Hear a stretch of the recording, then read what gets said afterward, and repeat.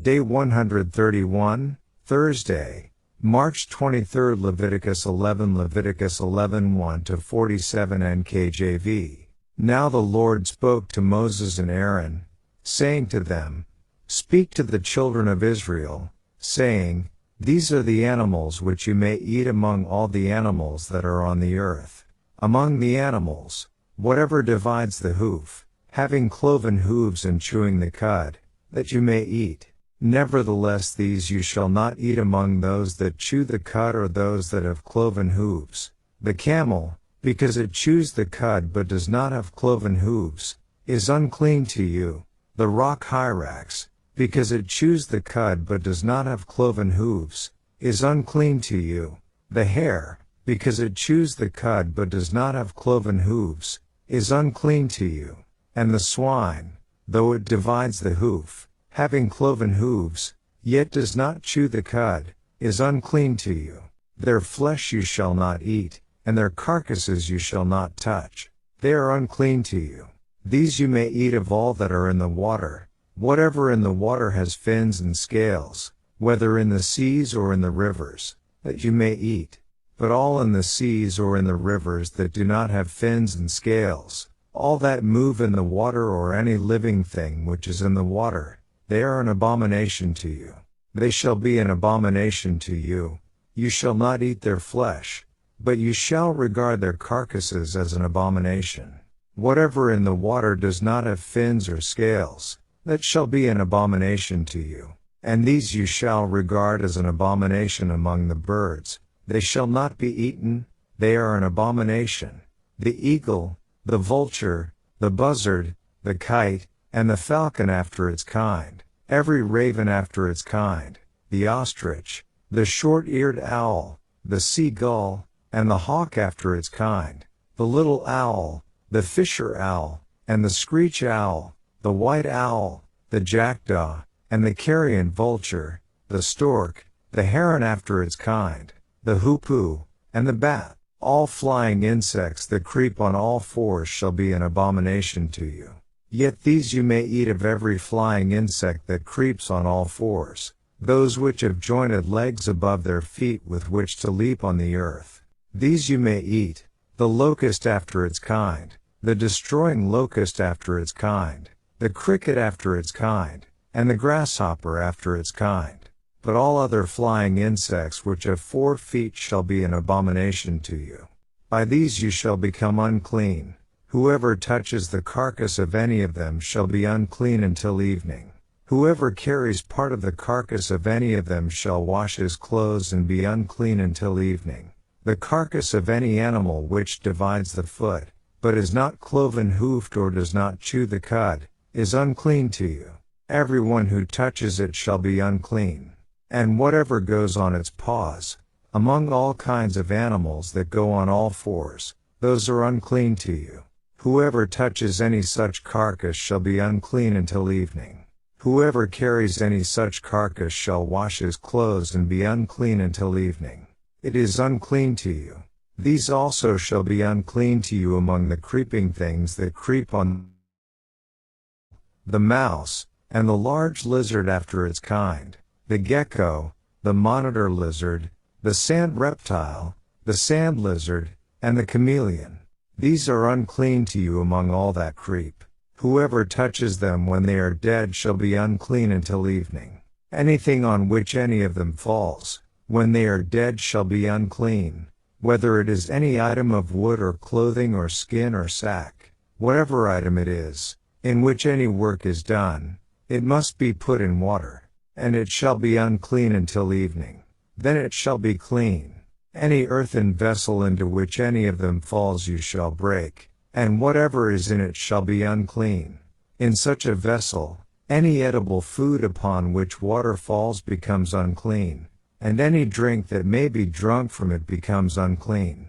And everything on which a part of any such carcass falls shall be unclean.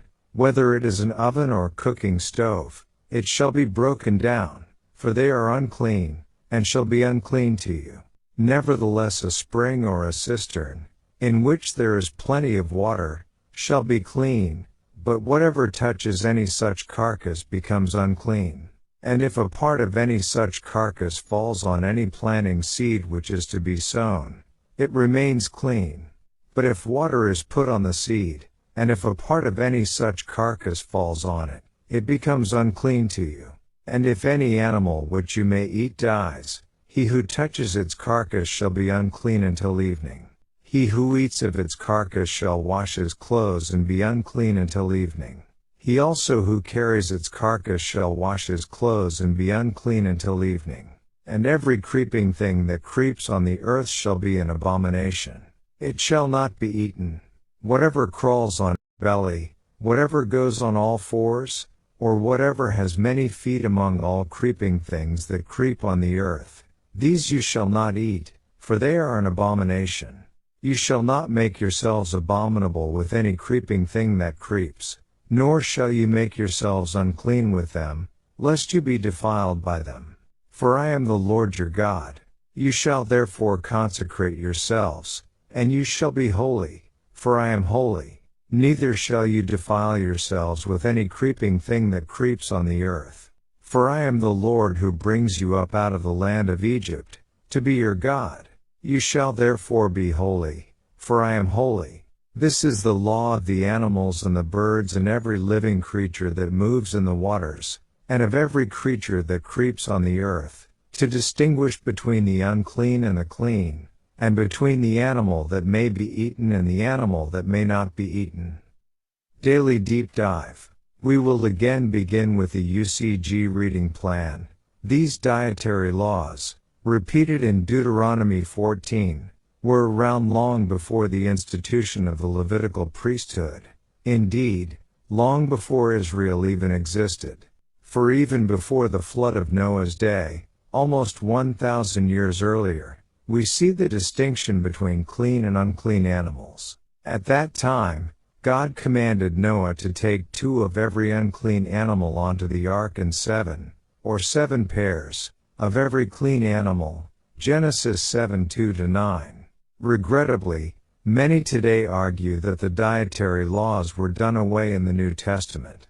However, there are no scriptures that support this view, even though some have misused certain verses to try to make the point.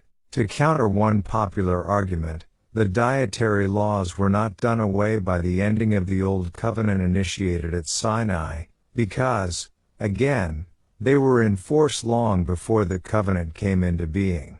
Nowhere does the New Testament abrogate God's laws regarding clean and unclean animals. Indeed, frogs are still viewed as unclean at the very end of the Bible, along with certain birds. Compare Revelation 16:13, Revelation 18:2. While the Jewish people have preserved the dietary laws, along with some dietary traditions not enjoined by Scripture, the people of the lost 10 tribes of Israel, influenced by their Gentile neighbors, gradually stopped observing them.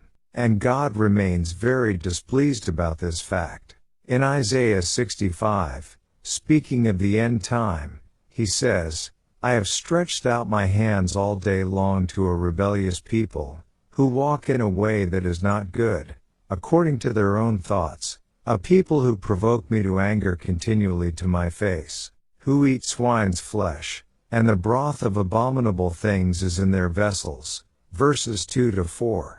In fact, the next chapter of Isaiah prophesies that Christ, at his return, is going to punish such people for eating unclean meat as part of their willful ignorance of and disobedience to God's instruction, even though they may not view it as such. Notice what God says, For behold, the Lord will come with fire and with his chariots, like a whirlwind, to render his anger with fury, and his rebuke with flames of fire. For by fire and by a sword the Lord will judge all flesh, and the slain of the Lord shall be many.